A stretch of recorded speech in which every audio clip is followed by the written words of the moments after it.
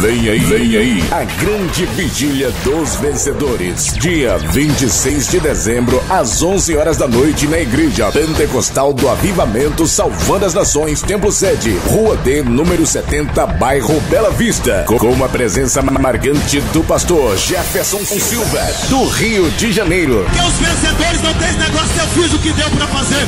Os vencedores é assim, eu só paro quando eu receber minha vitória. Muito louvor e adoração com as cantoras Jamile, Priscila, pastora Júnia, pastora Graciele, cantora Luciana Silva, Gustavo, Eloá Vitória, missionária Geisiane, missionária Miriam, missionária Giovânia, Heloísa, dupla Isabelle e Paula, presbítero o Everton, cantor Luciano, Sara, Rose e Débora Gomes de Colatina. E participação da banda Muralha de Fogo de Cedrolândia. Grande Vigília dos Vencedores. Organização: Pastor Edivânio Vaz e Evangelista Nerivan Vaz.